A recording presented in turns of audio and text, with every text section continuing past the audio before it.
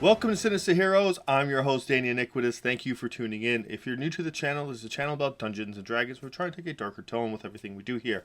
So if you like your kind of content, definitely hit that like and subscribe button. A big thank you to our Patreon supporters. We love you guys. Thank you so much for supporting the channel. What you do for us is absolutely amazing. If you're interested in becoming a Patreon supporter, the link is in the description, as well as the link to our good friends at Critical Failures, where we are part of a live stream that occurs every Wednesday, about 9:30 Eastern. Definitely check us out. With that all out of the way, we're going to jump into this week's video. We're going to talk about true orcs.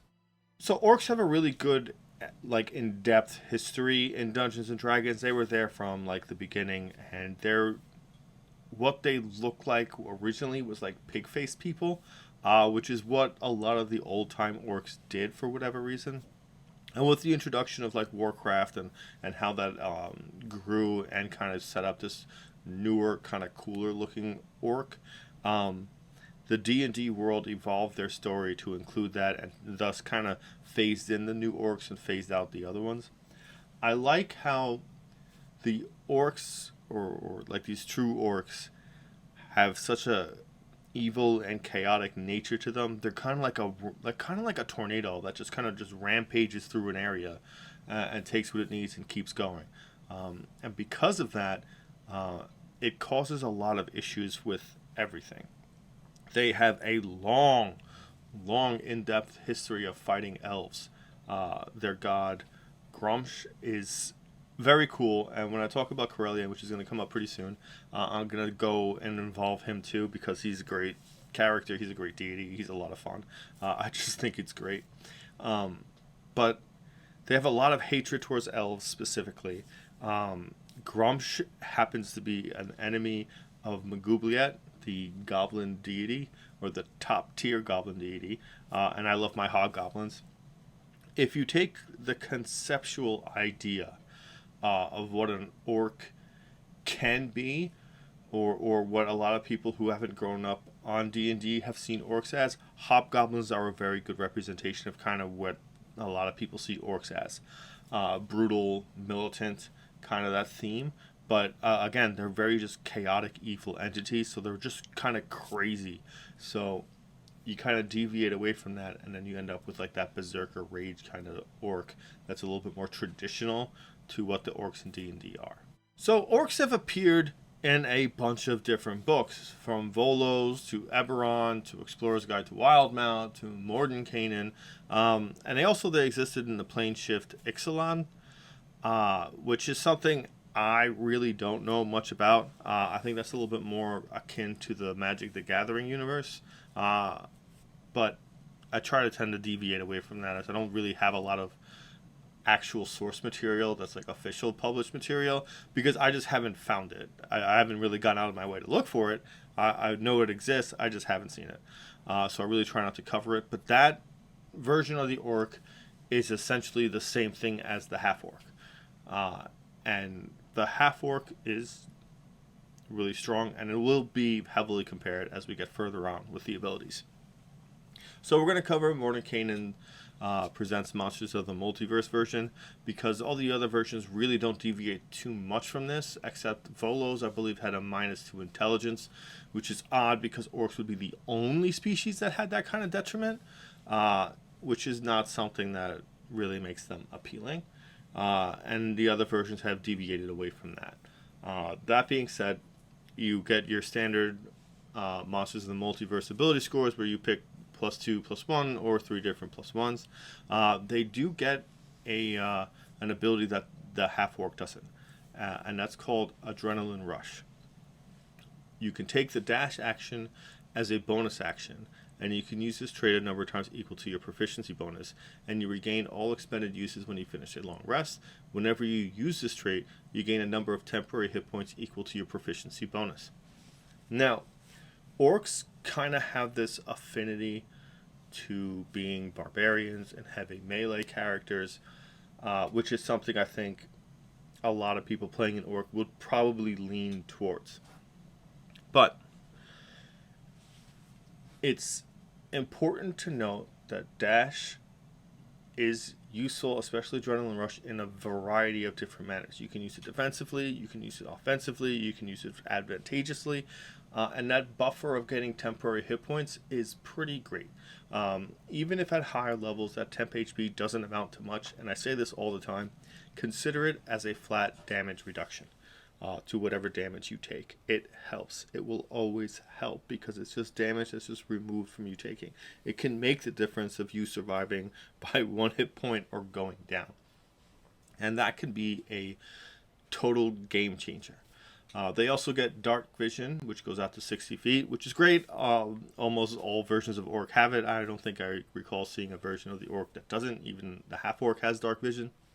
You gain powerful build. You count as one size larger when deterring your carrying capacity and the weight you can push, drag, or lift. This very rarely comes into play. A lot of the times, unless you're dealing with encumbrance, you really won't have a huge normal circumstance in dealing with this. Very rarely will you have to carry something a huge amount that your strength won't compensate for. But powerful build in those kinds of circumstances will. I would argue having powerful build should give you advantage on grappling for a couple of reasons. First and foremost, grappling is something that not every class uses. Grappling is something that not every class can use effectively. And you are counting as one size larger when you're dealing with this kind of stuff. So grappling is one of those things where being a size larger really makes an impact. It doesn't say anything in that, but that's definitely something at least to talk about, because if you're making a character that's strength based, you might as well take advantage of what you can do with grappling, especially considering it sacrifices an attack to actually do it. You also gain relentless endurance. When you are reduced to 0 hit points but not killed outright, you can drop to 1 hit point instead. Once you use this trait, you cannot use it again until you finish a long rest. The half-orc has this. It's awesome. It's a free get up. Like, the great thing is you can still pretend like you've been downed. Depending on the intelligence of the creature you're fighting or how your DM plays it, if a character goes down, most of the time other NPC creatures or monsters will not continue to attack it. They will move on to the next threat.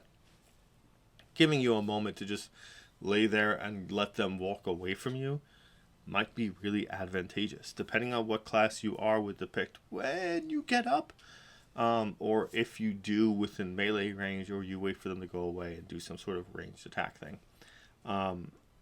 So you don't have to drop down and stand up, or just continue standing. Like, take advantage of that, play a little bit of the long game, and give yourself a little bit of a tactical breathing room to kind of see what's going on.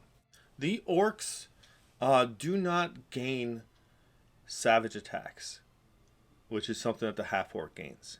When you score a critical hit with a melee weapon attack, you can roll one of the weapon's damage dice one additional time and add it to the extra damage of the critical hit. That is something that definitely separates the half-orc from the regular orc. That is massive.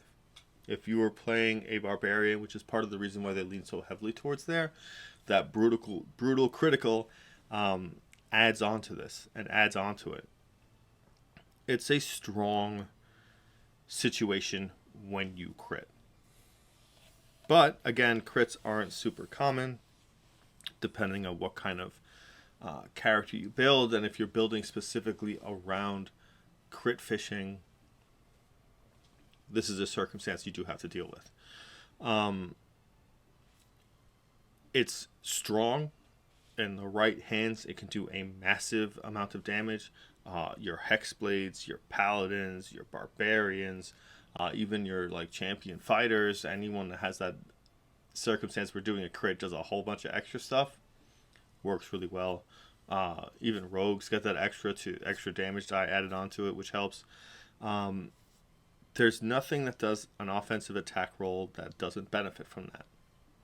And building towards that is something that's really, really innately useful.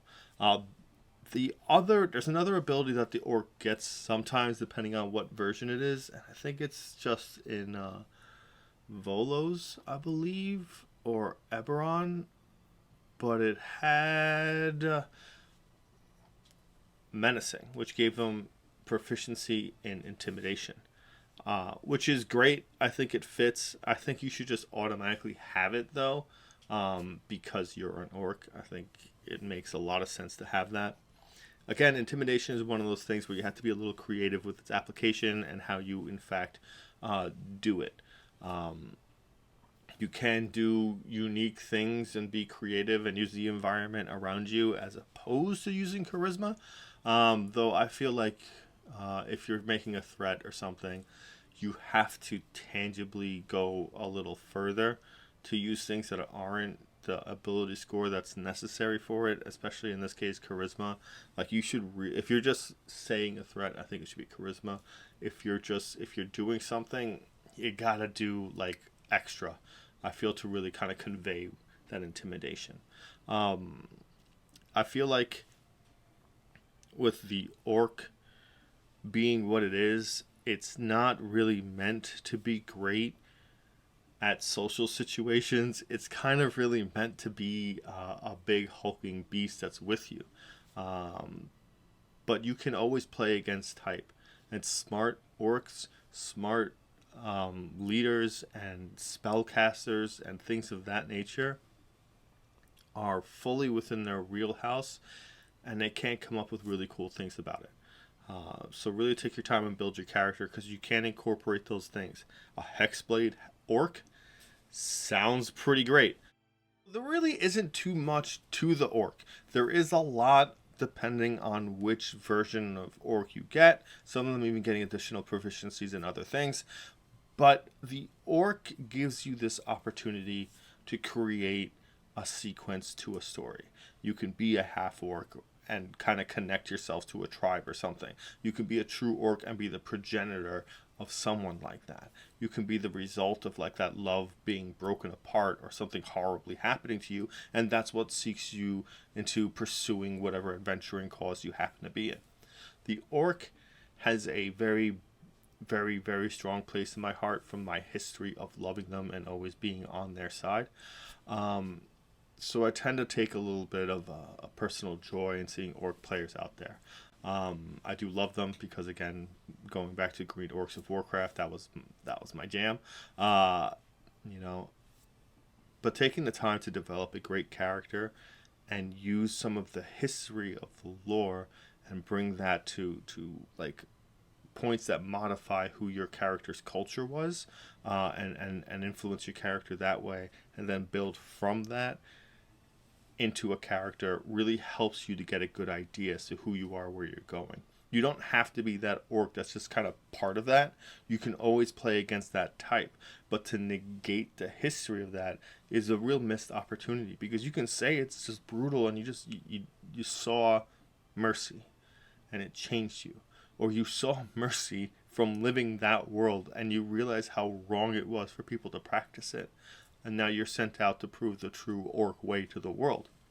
You can be that tyrant, and you can have that kind of creative idea, but it's a good thing to kind of look at it and see where these characters came from, because that lore, even though if it's not necessarily your DM's doing a homebrew world, some of those things can still apply and help you build a great character. Again, from my standpoint, I'm a role player first, so like I've seen high numbers being rolled before. I've done them myself, but having that character do something great is a story that I'll always remember over that one time I crit really high, and developing those connections, or maybe you were the one who sacrificed yourself for something. That's kind of what makes the game great for me personally. It might be a different avenue for you, but I encourage you to take the time to fall in love with your character. That being said, we're going to bring this video to a close. If you made it this far, definitely hit that like and subscribe button. A big thank you to our Patreon supporters. We love you guys. Thank you so much for what you do. It's amazing. It's so supportive. We really, really appreciate you guys. If you're interested in becoming a Patreon supporter, the link is in the description, as well as the link to our good friends at Critical Failures, where we're part of a live stream over there, and we play Wednesday nights usually, about 9:30. Check us out, and thank you for giving a spooky kid a chance.